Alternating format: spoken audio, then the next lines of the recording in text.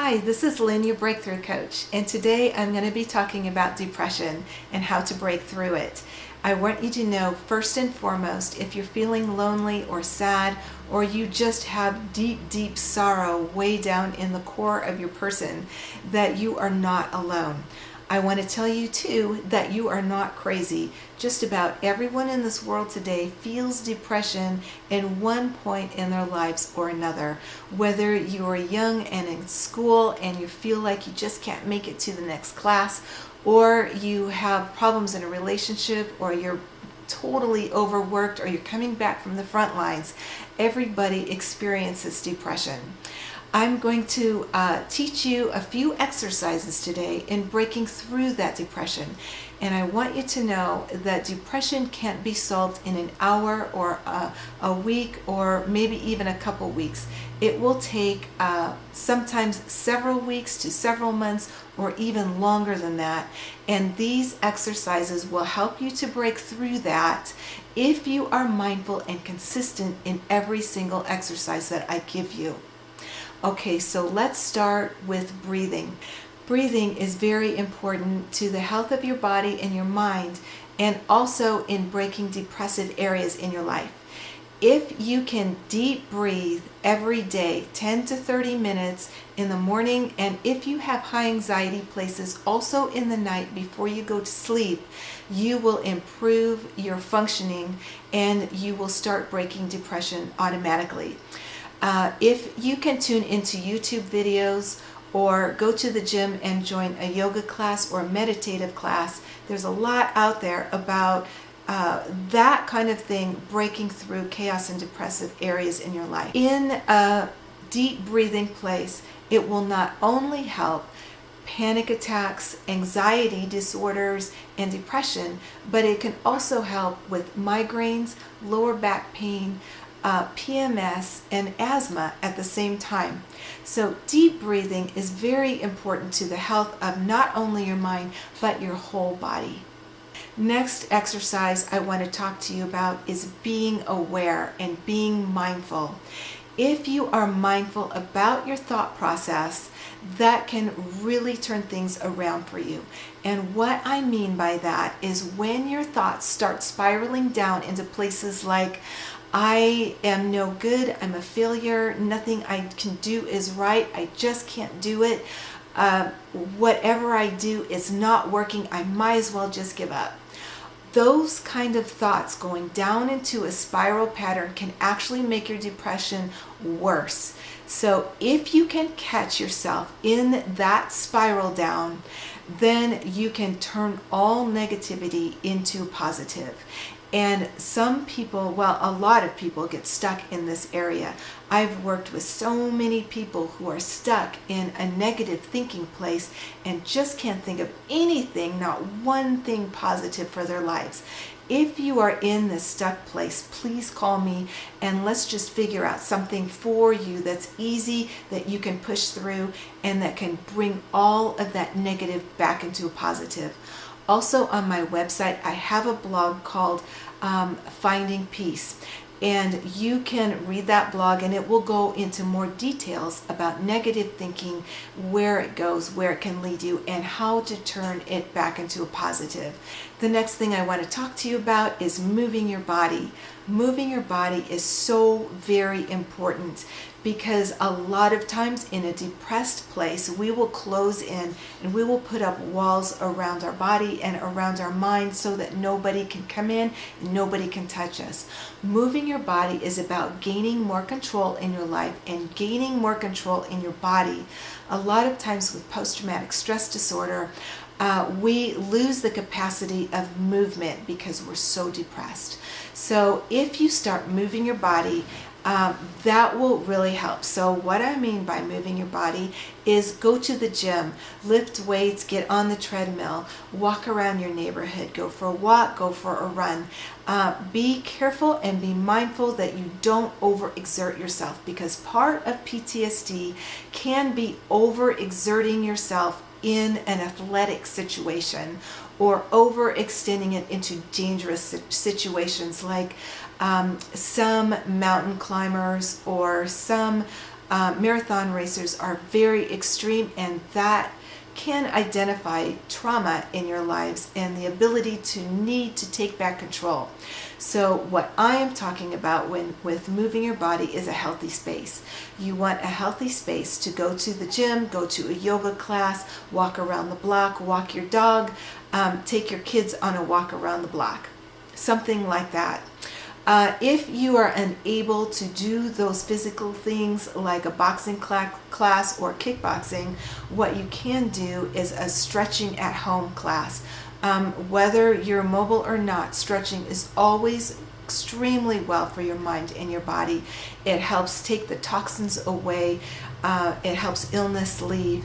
It helps us to strengthen your immune system. So think about how you can be active in a healthy space, and try to do this at least a few times a week. So breathing exercises once in the morning, and if you have high anxiety that you have identified in yourself, before you go to bed as well. I have a YouTube video on breathing, how to get through a panic attack, and a deep breathing exercise in overwhelm. So look at those YouTube videos, and they will also help you with breathing exercises, slow, rhythmic breathing to bring your heart rate down and to clear your mind. The next exercise I want to talk to you about is expanding your senses. When you expand your senses, it brings joy and pleasure back into your life, and it automatically breaks depression in half. But you have to be mindful of this, and this exercise seems like it could be so simply done, but being mindful of it is the hardest part.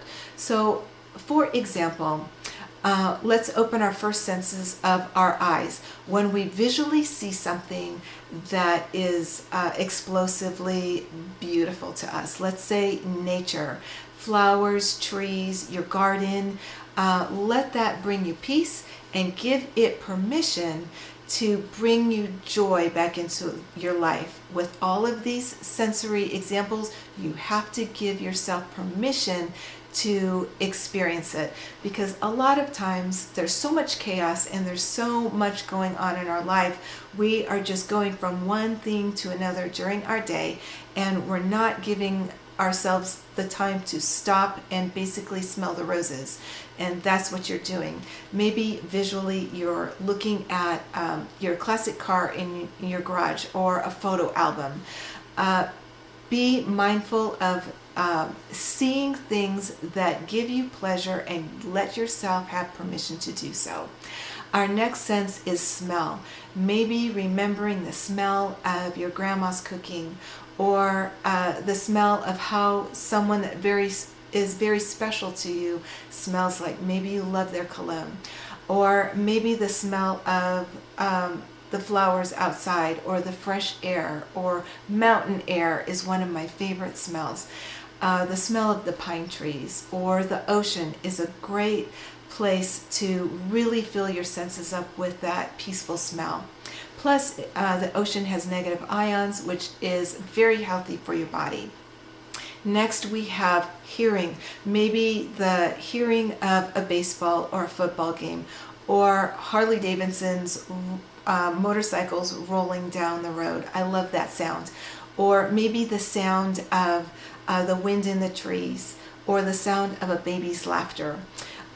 Find different sounds that you love, and remember to listen to them. Give yourself permission. Some people are really in tune with different tones and different sounds, and if you ring a certain bell, or if you hear a certain tone, that can totally bring you up and out of depression and into a place of reality again. I guess I'll just say reality, because when we're in a chaos place, we're kind of buried in a hole, and we get stuck in places that are negative.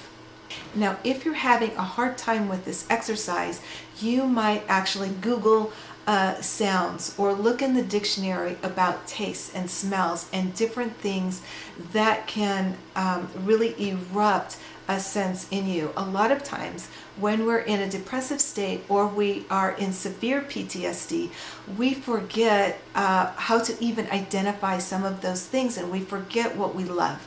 The last sense I want to talk to you about today is the sense of touch. So when you touch something, be mindful that you're touching something that gives you joy or pleasure. And that could be the blanket that surrounds you, your dog or your cat or your baby or your significant other. Touch their hair, touch their skin, touch their face. And feel joy in that. Relationship is all about who we were built to be and who we were meant to be.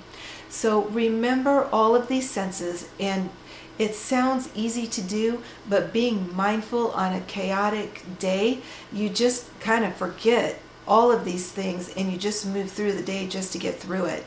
But breathe through your day and give yourself permission to experience all of these senses. It's a little more difficult to be consistent with it than it sounds, but if you are having problems getting through this, talk about it with a buddy or a friend, or give me a call and we'll figure something out that is easy for you. The last exercise I want to talk about is talking about it. We were built for relationship. We were born for relationship. And whether you feel like you're a loner or not, relationship is very important in your life. So as you experience all of these sensory things, all of the things that we have talked about today, remember to talk about it to somebody. Whether you talk to your children about the games that they've just been to, the Little League game, the soccer game, or you grab a best friend and you go to lunch and you talk to her about it, or you take a bunch of guys and you go on a Harley ride down through the canyons and through the desert into wide open places, and you experience life together. Relationships are very special. They can make or break us. They can pull us into elation, or they can pull us down into a depressive place. Be mindful of the toxicity of the people around you, and don't allow the toxic people to bring you down. Remember to always stay positive and be around people and places and pets and children and experiences that lift you up. That is a key to breaking depression. So if you would like a coaching session with me, my first 30 minutes is free. And if you would like to bring your significant other or your family or your friends to help you break through depression, I would honor that. So contact me and we'll talk about a template for you and your friends, or your friends to help you break through. Support systems are really necessary in this life, in breakthroughs. My website is innerhealinglifecoach.com. I'm looking forward to hearing from you soon. Thanks for tuning in today.